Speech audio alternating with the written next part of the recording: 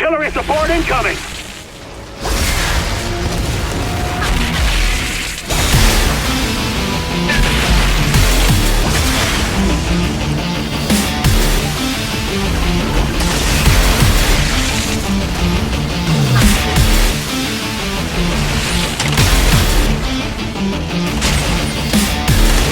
That's one of our plots.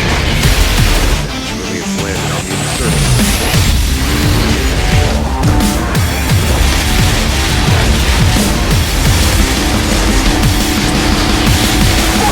With the warrior sound!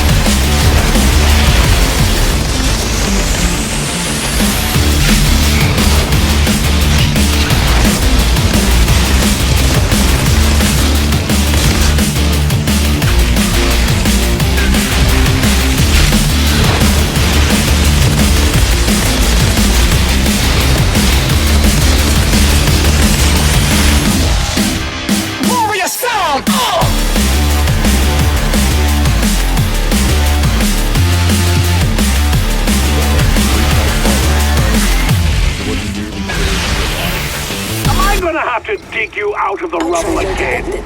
Not this Access time. granted. He's sung his last. Great! Then, out of curiosity, can you explain to me why that pod didn't... Yeah, nothing beats the enjoyment of this build. Just pretty much invincible. I still have weapon. If you're wondering why I use weapon leech on my gun, it's because mostly just in very specific situations, particularly the Arbiter's like axe move that just always takes out your shields and your health gets damaged rarely. Well, then it just means that I still have a means of healing my health bar. That's also giant thanks to self-medication. And we use self-medication because the more health you have, the more shield you have, and the more shield you have, the more shield regen you get from everything that regens shield because it's all percentage based. So more health basically makes a trickster doubly more tanky in this game. Like, a trickster gets twice as tanky with more health, and by the same token, twice as frail if you don't invest in health on him, because then his shield is total trash. So that's how it goes on a trickster. But yeah, I definitely love this build. It's incredibly fun. It's just, you put on a light show the entire time you're doing it. And I mean, is it the most practical build? No. I mean, honestly, I feel like the best version of a tank build with this kind of playstyle would probably use most of the same mods and attributes, but then use the Martyr sets instead of terminal velocity. Because terminal velocity, although it does help my damage a little bit, and you could argue it even helps my tankiness a little bit, because more firepower and close range damage means that the weapon leech healing is doing more for me too. So it's not entirely useless. I will say that. Also, being able to having the phaser mod without having to use the phase shift mod is nice. That also is good utility sometimes. So I want to emphasize it's not like it's useless. I know that. But the Martyr set would probably be better in terms of making him just a surely invincible tank at that point. But he already feels like that. I mean, you can carry a whole squad in the final Arbiter, and he'll almost never even get to the axe phase because you just interrupt him so much. You still kill him fairly quickly, even carrying. And even if he does get to the axe phase, well, that's why you have weapon leech on your gun, and you just spam your abilities. And the shield stacking over the damage combined with the healing on your health on top of it is... I've done it before when he does the axe phase, and I'm still fine on this guy. So there's really no need for Martyr. And that allows you to enjoy the ultimate lightning look.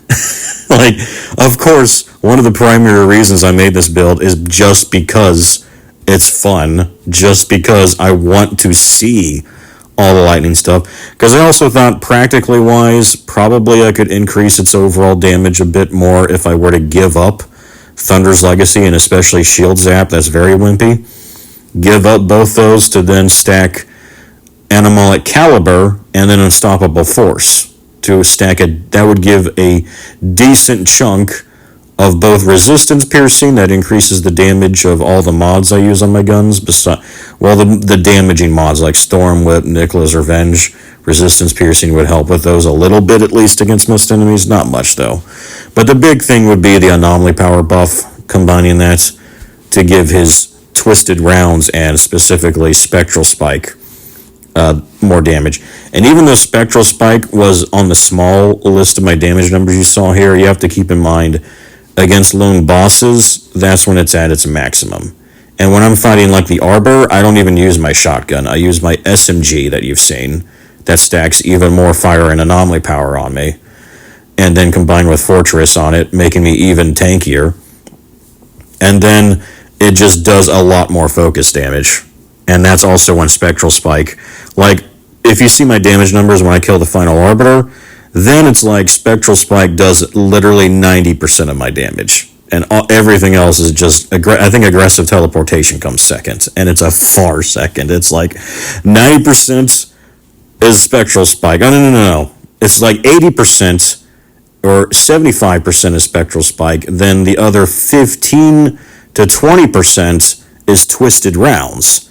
And then the last like 5% is Aggressive Teleportation, and then everything else is like makes up 1%. Like Thunder's Legacy, Shield Zap, all that stuff's like 1%. When I'm fighting like a single boss and there's no ads around. Because Nicola's Revenge, if you don't know, it feeds off groups, and it does more damage to the guy you're targeting too, but only if there's ads around him.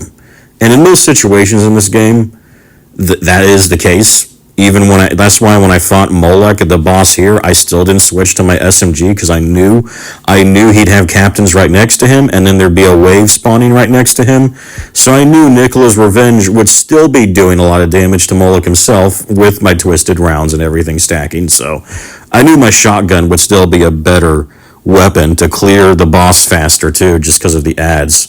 But in other situations when it's mostly just the boss and he only spawns maybe a few ads at a time, something like that, even if he spawns ads, it's just like a few at most, that in a more, open area too, well then, yeah, switch to your SMG secondary. That's why it's there. You don't want to only rely on the shotgun on this build. But that is, for the most part, that's still all you need. I mean, you could still kill a lone boss relatively quick with the shotgun too, just because of how OP Spectral Spike is on this build. But yeah, the SMG makes it, substantially more OP.